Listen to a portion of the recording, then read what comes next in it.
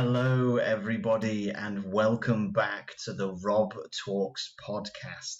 Now, this is episode 19, and today's episode is going to be all about how we can control our emotions. Now, don't worry, I'm going to dive more into that because just as a title, I find that it's quite a interesting conversation, that you get a lot of differing opinions, and you even get differing opinions within psychology because the definitions of emotions and of feelings are in some ways vague. That's what I've found, at least from researching and looking into psychology, that it seems to be that there are forms of definitions, but they're always tiptoeing on each other, and they can cross over and they can cross boundaries.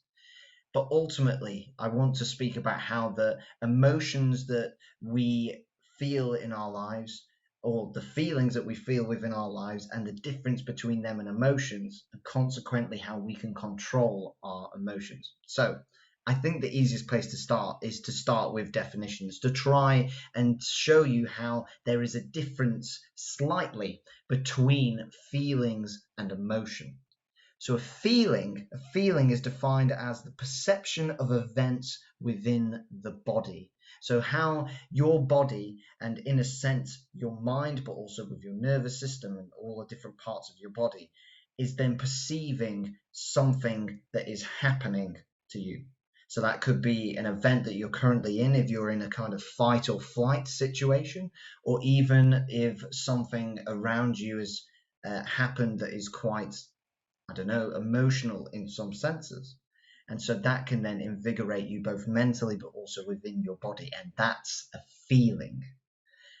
Then the definition of an emotion is a strong feeling deriving from one's circumstances or mood or relationship with others.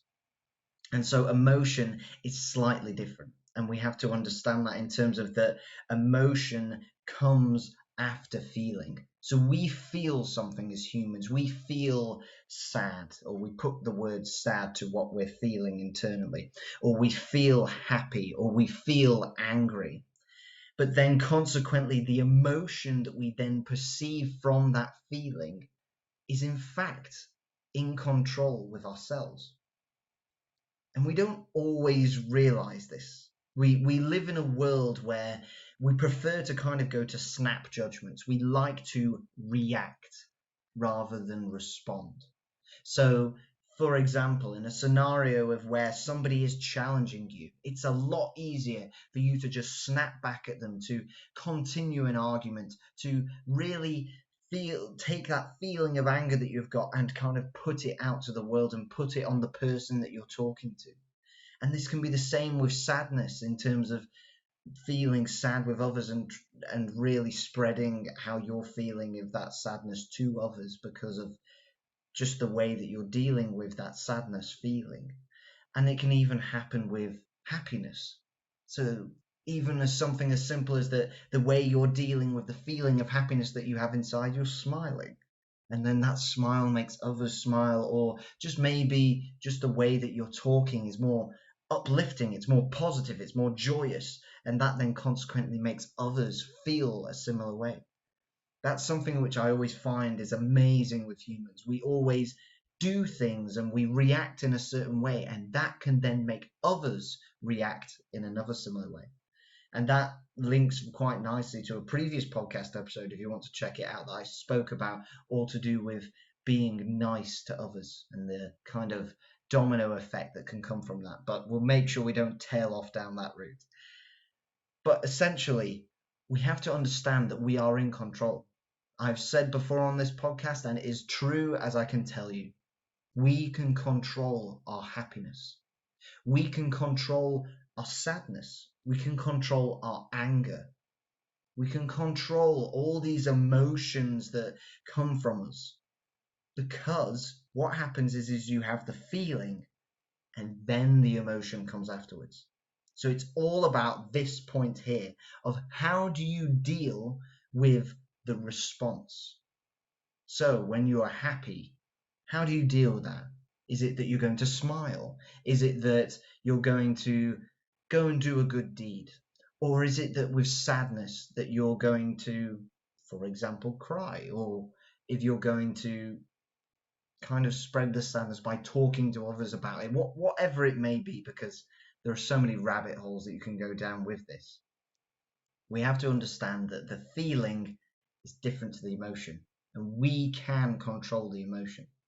And I think that it's particularly interesting and notable to understand this in the context of mental health and mental well-being, because a lot of the time when you are in a dark space, for example, you take a lot of the feeling, and the feeling really kind of plows you down and makes you feel even worse. It makes you have even worse feelings, because you take the initial feeling of feeling depressed or feeling down or feeling anxious, and you let it perpetuate, and it then makes that overall feeling of being depressed even worse, or that overall feeling of anxiousness that may have started as something really small could then overtake your body entirely. And there is an element of that we can control in terms of our emotion and how we respond to the feeling. There's something quite interesting that you can find out that psychologists have spoken about, which is to do with where we can actually trick our minds in terms of how we take a feeling and then react to it. So this was shown of how, for example, if you were in an aeroplane and there was turbulence and the aeroplane is shaking loads and loads and loads, naturally you have a feeling of feeling fearful or feeling kind of scared internally. But then how you act externally can be entirely up to you. You can perpetuate that feeling of anxiousness and fearfulness by saying certain sentences which are negative and saying certain things that then make you feel worse, or even just doing things that are going to make you feel worse by crying. And that's because crying a lot of the time is always put towards a negative emotion, so that's why. Or even if it's just something as simple as that you're gripping someone's hand that you're holding because you're feeling turbulence and you're thinking that you're going to die. But it's been shown in psychology that, in fact, in that situation, you can trick your brain.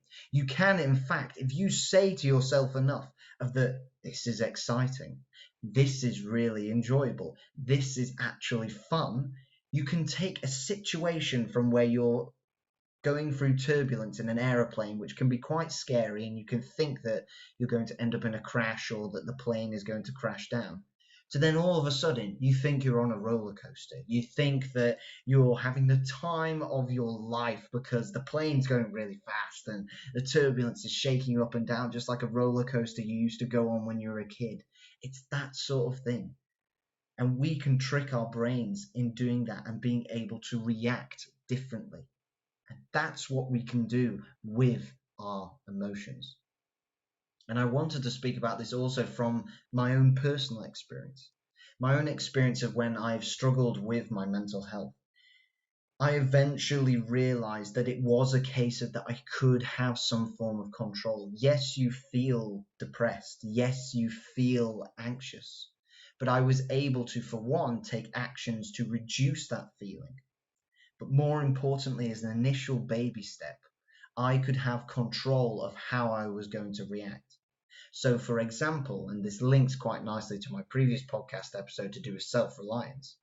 For example, when I felt depressed, I would then look to how I could react differently. I could try and react more positively and kind of be like, don't worry, Rob, even just as an affirmation in my head. Don't worry, Rob, you're going to get through this. You're going to be fine. Yes, you're going to feel like this for a while, but you are going to get through it. And it was something as simple as that, as simple as an affirmation, a form of self-talk that would then help me to get through my kind of depressive points in my life at that point. And to note, this is my experience of when I struggled with my mental health after my cancer diagnosis and going through treatment and everything. And it was always a big thing, especially to do with perspective and having this mindset shift to be able to realize that I was going to get through what I was going through and that I could have control over my life. I could look at my life differently to how I had been previously. Because it is so easy for us to get into this kind of box, to box yourself in of that I am feeling this way. and that is the only way I can react. I am feeling depressed, so I will react with the emotion of feeling depressed, of feeling sad, of feeling down. That you will take those feelings and then react in a way that fills the stereotype in some ways, that fills how your feelings are. And so what we have to find is, where can we have those moments of control, and that we can take back control. And I think that for at least the majority of people who have struggled with their mental health, and like me have been through a depressive episode, or have been through an episode of where you feel anxious for a certain period of time, you are able to find ways that you can change your perspective, that you can control what you do and how you react, to be able to help your mental health and to improve your mental well-being. I in particular wanted to touch upon an emotion that I think links really closely to this in terms of control, and that is the emotion of anger. So a lot of the time, when we are in arguments, or we're on the verge of an argument, or that we think that something like that is going to happen, that there's going to be a shouting match, you're going to be swearing at each other, and maybe you're just disagreeing with somebody. It can be something as simple as that, as that we can change the wording of what we're going to do next. So rather than reacting, we can respond. And this is something which is also spoken about within relationships. As humans, we have to be able to work together. And if we react all the time and we're impulsive with how our emotions are coming back at another human being, it can actually massively affect how that person feels, for one, but also how you feel. Because you all of a sudden put yourself in that box of, I am angry right now. I am feeling this way, and my emotion is this. And so I'm going to act like that and make sure that you, whoever I'm talking to, understands that I am angry. When the truth is that you don't have to do that.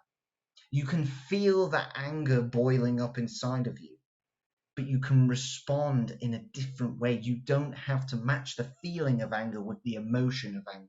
You can have the feeling of anger and then have the emotion of feeling, of being, it's hard because emotion and feeling cross over so much, of feeling sympathetic, of having the emotion of sympathy, or having the emotion of that you're going to be kind, or that you're going to be constructive. Whatever it may be, we can react in a different way. And I think that once we understand that within the context of our lives, that can help us to ultimately improve our mental well-being and improve our mental health and improve how we interact with each other. Because if we're forever reacting, then we're never going to get anywhere. We're never going to solve all these major world problems. We're never going to build authentic, loving relationships. We're just forever going to be shouting at each other, or crying at each other, hurling swear words at each other, or just hurling our feelings at somebody else just because we want to get rid of those feelings. And so we have to think about how we can respond. And I think the ultimate superpower in terms of understanding how you can respond better and how you can control your emotion better is in fact all to do with self-awareness. You have to be self-aware not after the event, because once it's after the event, it's a bit too late and the moment has already happened.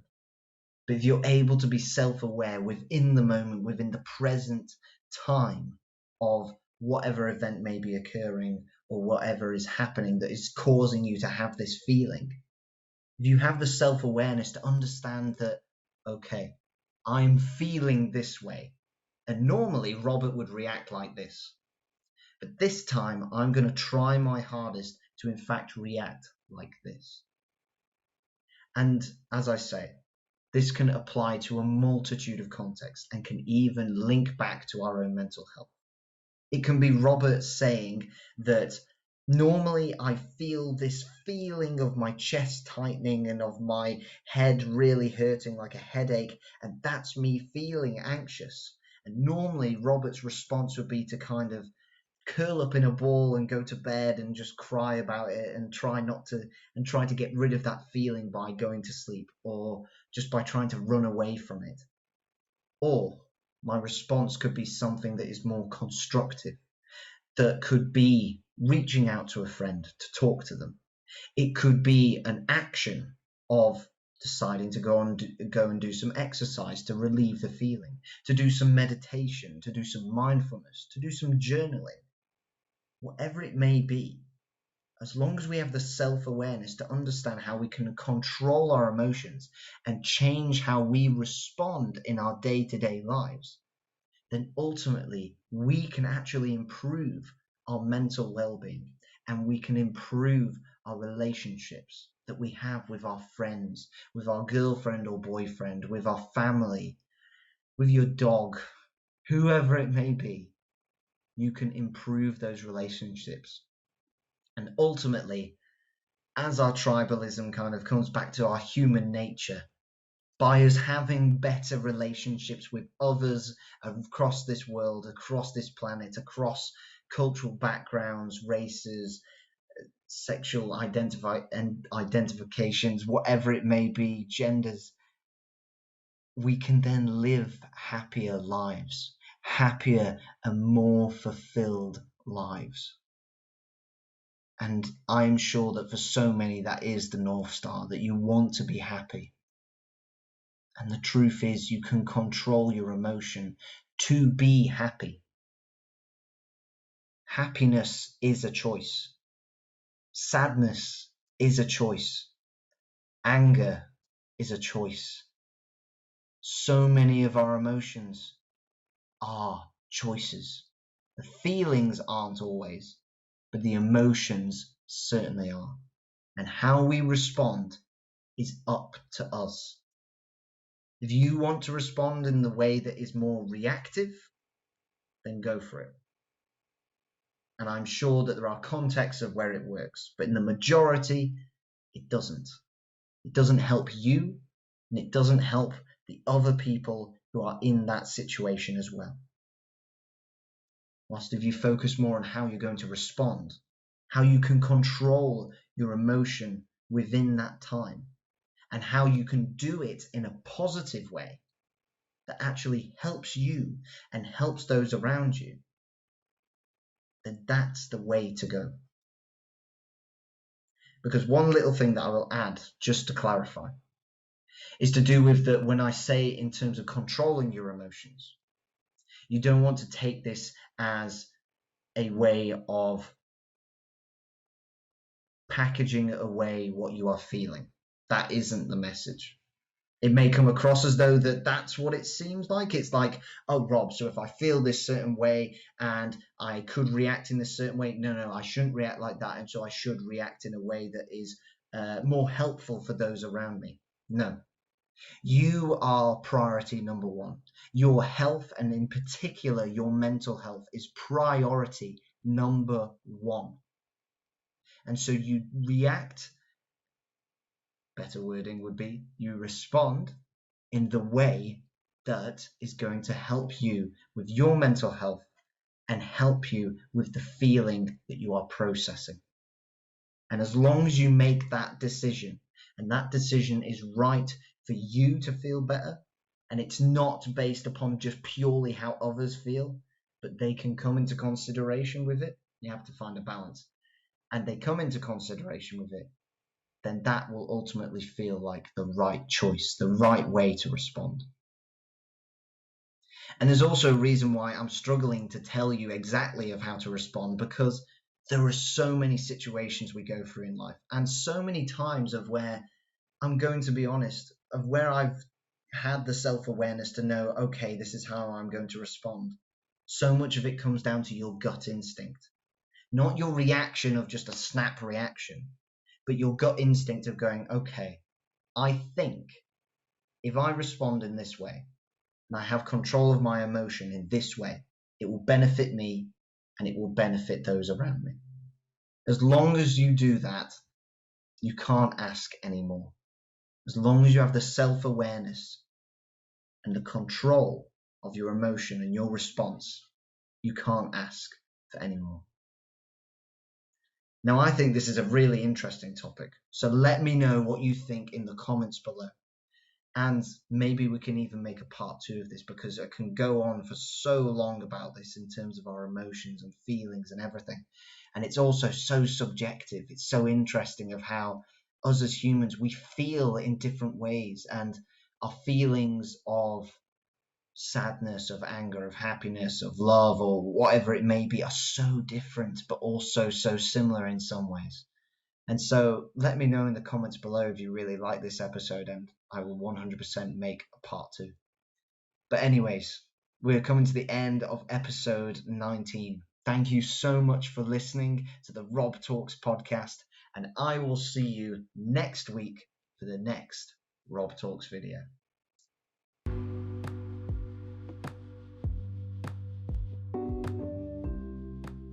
You have just been listening to the Rob Talks podcast.